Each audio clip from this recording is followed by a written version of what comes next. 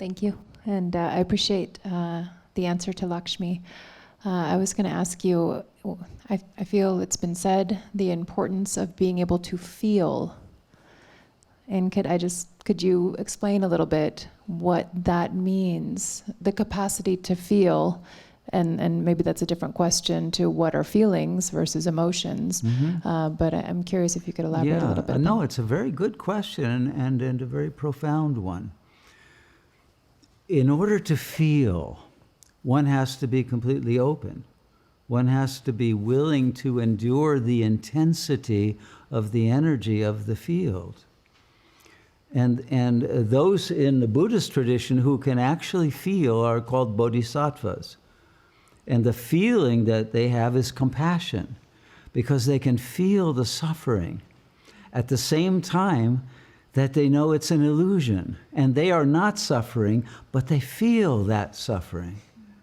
And they want to bring love and healing to that illusory suffering so that it can be released, and all the nodes of consciousness can enjoy the same bliss of that perfection that is your true nature right now. Why are you suffering, right? And so that capacity to feel is what actually dissolves emotions, because the suffering is the emotional reactions of those who are ignorant of what we really are.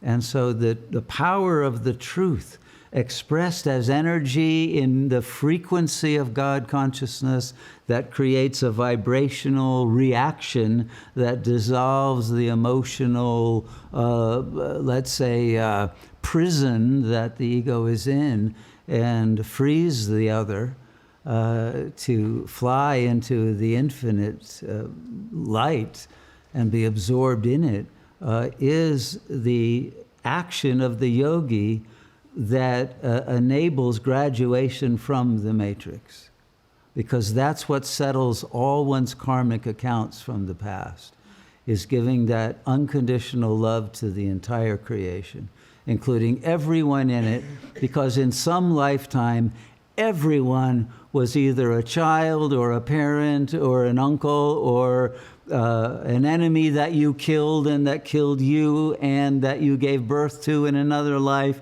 and et cetera, et cetera. And all of those entanglements of all the characters that you've ever played that are connected with all the characters in the universe that you have affected and been affected by, all of the karma of the holding of grudges and of the positive projections and all of it, you let go of all in the recognition of the absolute unity of consciousness. That's beautiful, thank you. And what I was thinking about when you said it's openness is sometimes in this process of learning how to feel and not defend and not close, but staying open, insight, understanding doesn't necessarily always arise.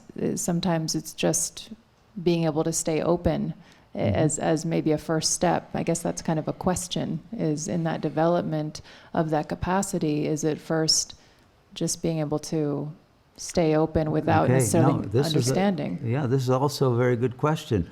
Until one is at the fourth assemblage point, love will not overcome fear. You can't stay open if you're afraid of being hurt, right? Or if you're afraid someone's going to take something from you, right? Or you take your territory, or whatever it is. That is the reason for staying closed in that situation. But it's always a fear. And if you reach that point where you're in a state of love without fear, there will never be any reason not to be fully open, because you can't be hurt. Thank you. Can I ask one more question? Mm-hmm. I find this discussion about the mind, voice, and body, and the energy, frequency, and vibration really interesting. Mm-hmm. And I don't want to get too technical about it, but it seems to me that the energy is always zero point energy. The energy is always pure, or maybe I've misunderstood that. It's the frequency that then is the frame in a way. That's right, correct. Is that is the frequency at the level of sanskara, or are those the narratives that have the sanskaras, the sanskaras? which are the qualia, and if they get fixed at a certain vibrational frequency and become a standing vibrational wave, then they are going to produce that kind of a reaction of closeness or openness, right? Of love or of fear. But it's all determined by the sanskaras. So in the moment, you won't have a choice. You may say, oh, I wish I could open to this person, but you can't. You know, you might regret it later and be angry at yourself. Why didn't I open up, and have a different kind of a heart-to-heart talk instead of whatever? So the situation can't be resolved at the level in which you feel it, but at the level in which you witness it. Then you're able to bring that power of total presence that will convert the fear into love. But what you are is beyond both love and fear. It has no qualities. It's inconceivable. But it's from that place that the value of love, which brings about harmony and oneness and beauty and goodness, etc., is preferable and is the accurate and the fundamental nature of the self.